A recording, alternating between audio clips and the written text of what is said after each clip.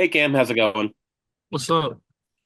So after going back watching the film and stuff of Saturday's game, just what were some of the biggest things that stood out to you, on the positive side that you liked, things that you'd want to correct going forward? Just what really stood out to you?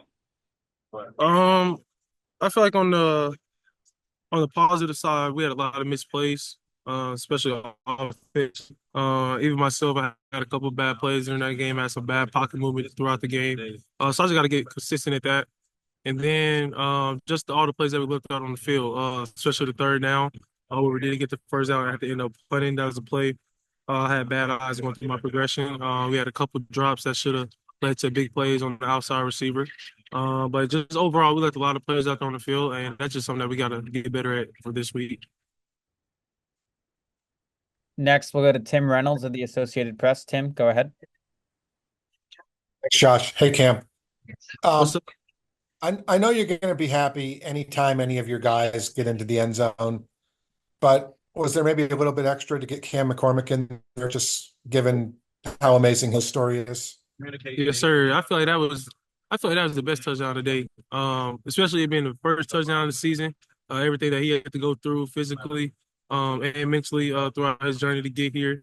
And then, for him to get the first touchdown for us this year, plan on giving him a couple more throughout the season. It's just a special moment. I know for him, his family came to the game.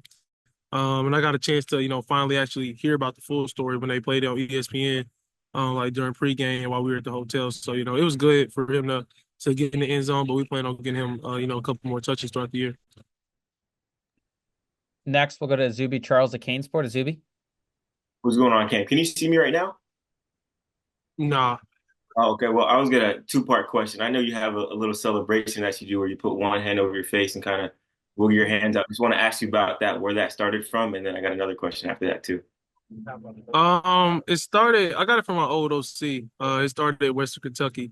I don't remember the player who started. He's told me the story last year. I started hitting it last year in practice. Then, after I would throw a pick in practice at Wazoo, the whole defense started hitting it.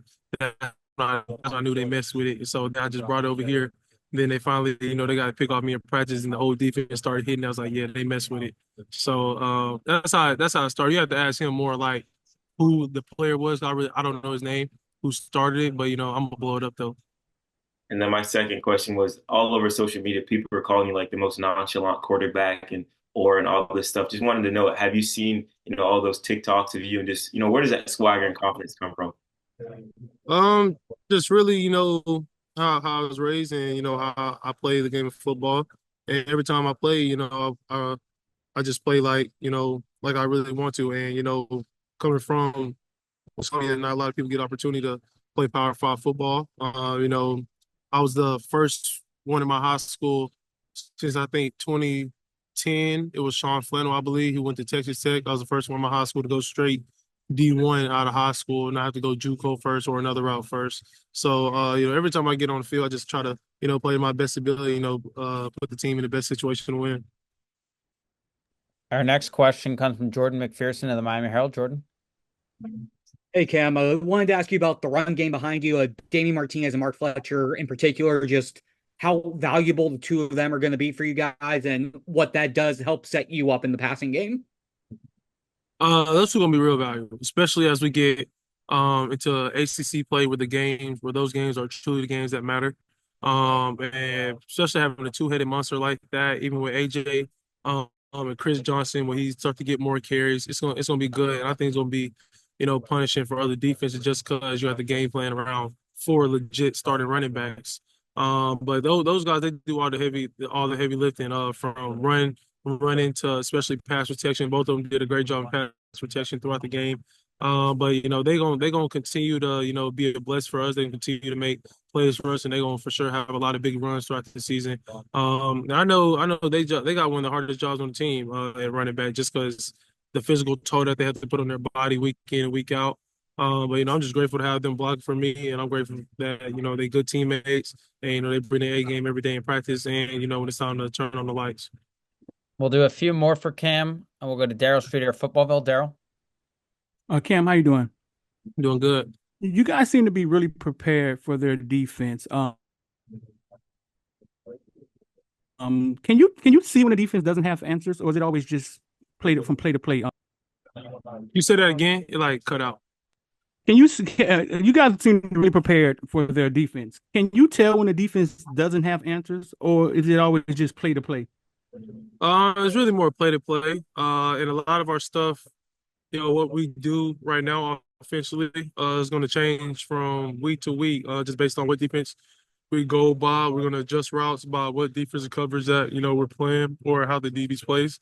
So we're doing a lot of stuff that our guys are good at. From JG to X, Elijah Roy, all those guys.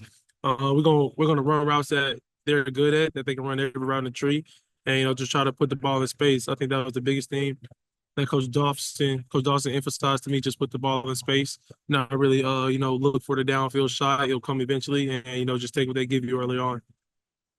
We'll wrap up for Cam with Matt Shadell at Kane Sport. Matt? Yeah, hey Cam. So unless I misunderstood earlier, you were asked the positives and the negatives, and you said the positives were all the misplays because that means you have opportunities to get better.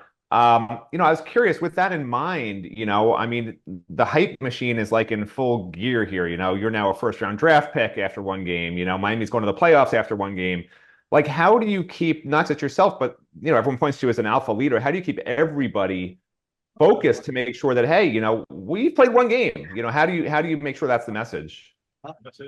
Just be who we are. We knew, what we're capable of. We knew what was going to happen just because the amount of preparedness that we were, the work that we put in throughout the spring and summer and fall camp, and just like personally for myself, I was the same player that I was at Wazoo, making plays in the pocket, making plays outside the pocket, leading my guys.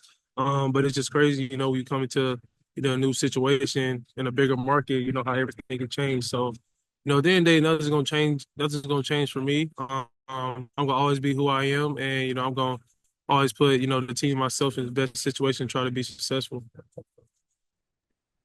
Awesome, Cam. We appreciate your time today and good luck on Saturday. Sir, appreciate it.